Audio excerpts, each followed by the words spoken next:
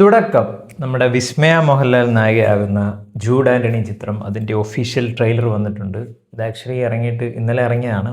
Unfortunately മഴയുടെയൊക്കെ ബഹളം കാരണം ഇവിടെ ഇതിറങ്ങുന്ന സമയത്ത് ഇവിടെ കറണ്ടില്ലായിരുന്നു. ഇന്ന് ഏകദേശം ഇപ്പോഴൊക്കെയാണ് കറണ്ടൊക്കെ വന്ന് സെറ്റിലായത്.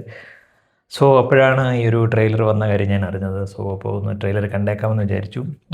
നമ്മുടെ സ്വന്തം ലാലേട്ടൻ്റെ മകൾ വിസ്മയാണ് ഇതിനകത്ത് മെയിൻ ക്യാരക്ടറായിട്ട് ചെയ്യുന്നത്. അതോടൊപ്പം ആശിഷ്, നമ്മുടെ Antony Perumbavoor, the legendary producer, അദ്ദേഹത്തിൻ്റെ മകനും ഈ സിനിമയിൽ വരുന്നുണ്ട്. നമ്മുടെ എമ്പുരാൻ എന്ന് പറയുന്ന സിനിമയുടെ അതിനകത്ത് അദ്ദേഹത്തിൻ്റെ ഒരു ഗസ്റ്റ് അപ്പിയറൻസ് ഉണ്ട്. അതിനകത്തൊരു എൻട്രി പോലെയൊക്കെ കൊടുത്തിട്ടുണ്ടായിരുന്നു. അപ്പപ്പുരി അല്ലേ, അപ്പപ്പുരി ഇതെന്താണ് ആ സംഭവം എന്ന്. സോ അദ്ദേഹത്തിൻ്റെ ഒരു ഫസ്റ്റ് മെയിൻ ക്യാരക്ടറായിട്ട് ഇതാണ് ഫസ്റ്റ് സിനിമ. സോ ഇവരുടെ രണ്ടുപേരുടെയും തുടക്കമാണ്. നമ്മുടെ ജൂഡ് ആൻ്റണിയാണ് ഇതിൻ്റെ ഡയറക്ടർ. 2018 പോലുള്ളൊരു കിഡിലൻ സിനിമ ചെയ്തതിന് ശേഷം അദ്ദേഹത്തിൻ്റെ അടുത്ത സിനിമ എന്താണ് സംഭവം നോക്കാം. ഒരു ആക്ഷൻ സെറ്റപ്പ് എന്തൊക്കെയൊക്കെയാണെന്നാണ് എനിക്ക് മനസ്സിലാക്കാൻ കഴിഞ്ഞത്. എന്തായാലും നമുക്ക് കാണാം.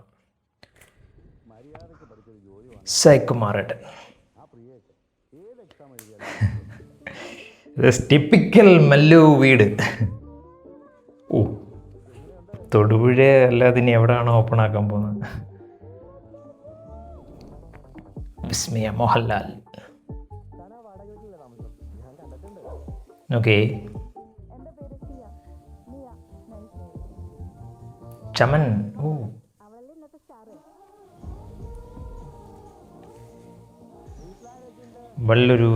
ഒരു കുടുംബ ചിത്രത്തിലേക്ക് വളരെ നൈസായിട്ട് പോകുന്നൊരു പരക്കഥ. ചിപ്പി.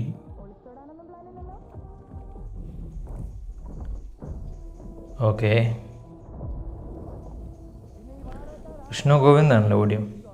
ഓ, അണ്ണൻ. 2018 സാറാസ്. ഓക്കെ. ഓ, ഫിർഫോസ്. ജക്സ് ബിജോയ്.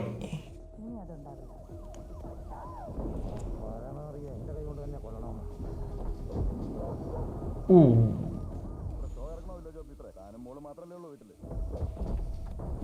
പക്ക ഒരു ഫൈറ്റ്.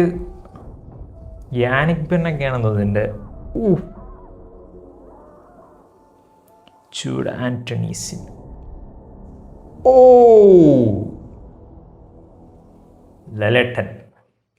ലലേട്ടൻ സ്ഥിരമായിട്ട് ക്യാമിയോസ് ആണ്, കുറേ സിനിമകൾ ചെയ്യാറുണ്ട്. പക്ഷേ അതിനെപ്പറ്റിയൊന്നും ഞാനൊന്നും പറയുന്നില്ല.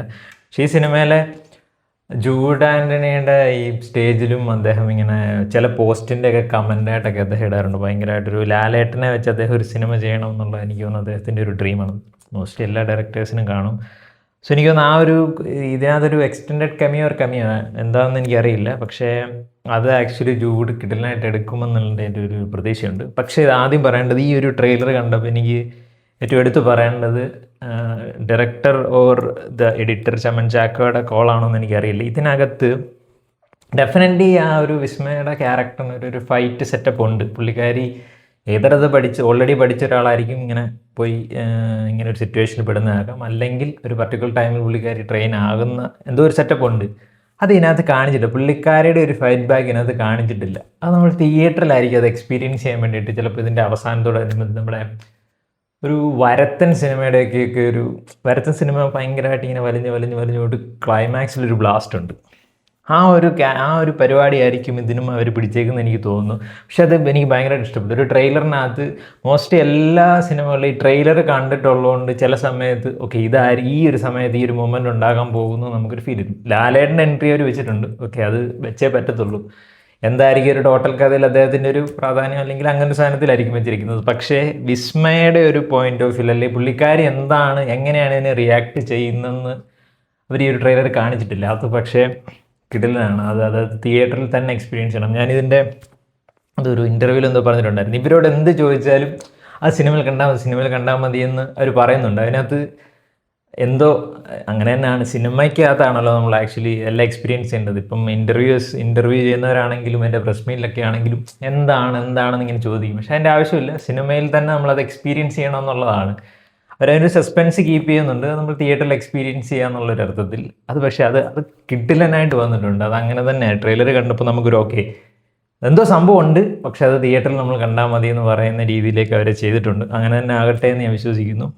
ഈ ലാലേട്ടൻ്റെ ഒരു ഒരു ഒരു ഒരു ചെറിയൊരു സാധനം എനിക്ക് തോന്നുന്നു അങ്ങനെ എന്തെങ്കിലും ആയിരിക്കും, ക്ലൈമാക്സിനോടനുബന്ധിച്ചോ അല്ലെങ്കിൽ പുള്ളിക്കാരിക്ക് ട്രെയിൻ ചെയ്ത ഒരാളായിട്ട് അങ്ങനെ എന്തെങ്കിലുമൊക്കെ ആയിരിക്കും ഇതിനകത്ത് അവരത് സെറ്റ് ചെയ്ത് വെച്ചിരിക്കുന്നത്. പക്ഷേ അത് ഭയങ്കര എക്സൈറ്റഡ് ആയിട്ടുണ്ട്. എസ്പെഷ്യലി ആ ജൂഡ് ആൻ്റണി എന്ന് പറയുന്ന ഒരു ഡയറക്ടർ എങ്ങനെയാണ് ലാലേട്ടനെ അതിനകത്ത് പ്രസൻറ്റ് ചെയ്യുന്നത്. പിന്നെ ആശിഷ്, എനിക്കൊന്നും പുള്ളിക്കൊക്കെ നല്ലൊരു കിഡിലനായിട്ട് പെർഫോം ചെയ്യാനുള്ളൊരു സിനിമ ഉണ്ട്, ഒരു ക്യാരക്ടർ ഉണ്ടെന്ന് തോന്നുന്നു. പക്ക ഒരു നെഗറ്റീവ് ഷെയ്ഡ് ആണെന്നാണ് എനിക്ക് തോന്നുന്നത്. ആ വീട്ടിലേക്ക് വരുന്ന ഒരാൾ ഇടി കൊള്ളാൻ പോകുന്ന പുള്ളിക്കാരൻ തന്നെ ആയിരിക്കും. പക്ഷേ ഒരു പക്ക ഒരു റിബൽ ടൈപ്പ് ഒരു നെഗറ്റീവ് ഷെയ്ഡ് തന്നെയാണെന്ന് തോന്നുന്നു. അവർക്കും ആൻഡ് അദ്ദേഹത്തിനും ആൻഡ് വിസ്മയ്ക്ക് രണ്ടുപേർക്കും ഒരു കിഡിലൻ തുടക്കം തന്നെ ആകട്ടെ. എൻ്റെ audiography and music Jakes Bijoy ആണ്. ജെക്സ് ബിജോയുടെ തുടരും സിനിമ നമുക്കറിയാം. അത് മാത്രമല്ല ലാലേട്ടനെ വെച്ചുള്ളതെന്ന് പറഞ്ഞതേ ഉള്ളൂ. സോ അദ്ദേഹത്തിൻ്റെ മ്യൂസിക് എന്ന് പറയുന്നത് വേറെ ലെവലാണ്. ഈ ഒരു സിനിമയ്ക്ക് അത് കറക്റ്റായിട്ട് വന്നിട്ടുണ്ട്. സോ എല്ലാ ഡിപ്പാർട്ട്മെൻറ്റും കിഡിലനാണ്. അപ്പോൾ ഒരു കിഡിലൻ സിനിമ. ഇപ്പോൾ മഴയൊക്കെയാണ്, ഒരു ഡേറ്റ് മാത്രമേ ഉള്ളൂ. ഈ ആഴ്ചയാണ് അത് റിലീസാകുന്നത്. പക്ഷേ കേരളത്തിൽ പല സ്ഥലത്തും അതങ്ങനെ വലിയ പ്രശ്നമായിട്ട് നടക്കുന്നൊരു സമയമാണ്. എന്നാൽ പോലും എല്ലാവരും ഇതൊക്കെ കഴിഞ്ഞിട്ട് ഒരു തിയേറ്ററിൽ എൻജോയ് ചെയ്യാൻ വേണ്ടിയിട്ട് വരട്ടെ. ചില സ്ഥലങ്ങളിലൊക്കെ ഉള്ളൂ, എന്നാൽ പോലും എല്ലാവരും സേഫായിട്ടിരിക്കുക. അത് തന്നെയാണ് ഫസ്റ്റ്. അതിന് ശേഷം സിനിമകളൊക്കെ വരുന്നുണ്ട്, ആ തിയേറ്ററിൽ പോയി കാണാൻ ശ്രമിക്കുക. സോ ഏതായാലും ഈ ഒരു ട്രെയിലർ കിഡിലനാണ്. ഒരു കിഡിലൻ്റെ തുടക്കം ഒരു എൻ്റെ ടീമിന് കിട്ടട്ടെ. ആൻഡ് വിസ്മയ ആൻഡ് നമ്മുടെ ആശിഷ് ആൻഡ് ജൂഡ് ഒരു കിഡിലൻ സിനിമ ആയിട്ട് അവർ വരട്ടെ എന്ന് ഞാൻ ആശംസിക്കുകയാണ്. നിങ്ങൾ ഈ ഒരു ട്രെയിലർ കണ്ടിട്ടുണ്ടെങ്കിൽ ഓൾറെഡി ഞാൻ ലേറ്റാണെന്ന് അറിയാം, എന്നാലും ഒന്നുകൂടെ പറഞ്ഞതേ ഉള്ളൂ. സോ അതിൻ്റെ അഭിപ്രായം കമൻറ്റിൽ പറയാം.